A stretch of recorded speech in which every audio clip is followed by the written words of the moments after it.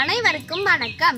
இன்னைக்கு என்னுடைய 45வது கதை. இன்னைக்கு நம்ம பார்க்க போற கதையோட தலைப்பு என்னன்னா சிங்கமும் எலியும். இந்த வீடியோ பிடிச்சிருந்தா மறக்காம லைக் பண்ணுங்க, ஷேர் பண்ணுங்க, கமெண்ட் பண்ணுங்க, சப்ஸ்கிரைப் பண்ணுங்க, பக்கத்துல இருக்க பெல் ஐகானையும் கிளிக் பண்ணுங்க. வாங்க வீடியோக்குள்ள போலாம்.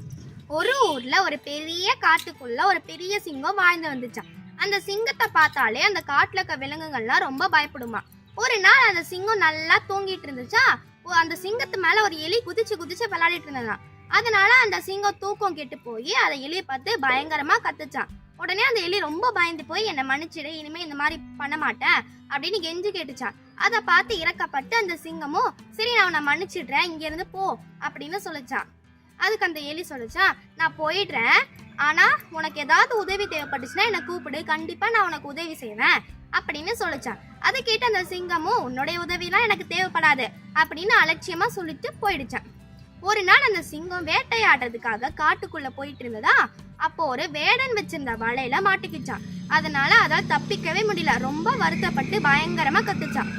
அப்புறமா அங்க வந்து அந்த எலி வந்து அதோடைய நிலைமையை புரிஞ்சுக்கிட்டு அதோடைய நண்பர்கள்லாம் கூட்டிட்டு வந்துச்சான். ஏற்கனவே சிங்கம் தனக்கு உதவி செஞ்சதை அந்த நண்பர்கள் கிட்ட சொல்லினதுனால அந்த நண்பர்களும் அவங்களுக்கு உதவி செய்யறதுக்காக வந்தாங்களாம். அந்த எல்லா எலியும் சேர்ந்து அந்த வலையை கடிச்சு 2ஆ பிரிச்சு போட்டுட்டாங்களாம். அந்த சிங்கமும் தப்பிச்சிருச்சான். அந்த எலிகள் கிட்ட ரொம்ப நன்றி என்னை காப்பாத்தினதுக்கு அப்படின்னு சொல்லிச்சான். அப்புறமா என்னை மன்னிச்சிடுங்க, நான் உங்களை அலட்சியமா பார்த்துட்டேன் அப்படின்னு சொல்லிச்சான். இந்த கதையில வந்து என்ன தெரியுதுன்னா, உருவத்தை வச்சு யாரையும் அலட்சியமா எடை போட்டக்கூடாது. நன்றி, வணக்கம்.